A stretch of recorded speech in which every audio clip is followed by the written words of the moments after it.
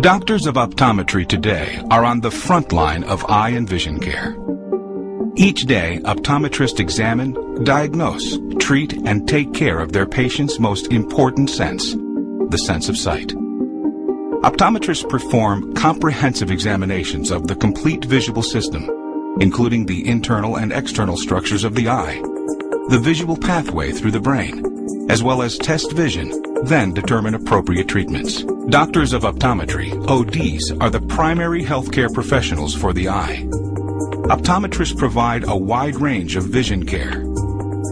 They detect and diagnose eye diseases such as glaucoma, cataracts, retinal disorders, lid disorders, infections such as conjunctivitis, and of course help people see better through the use of glasses and contact lenses.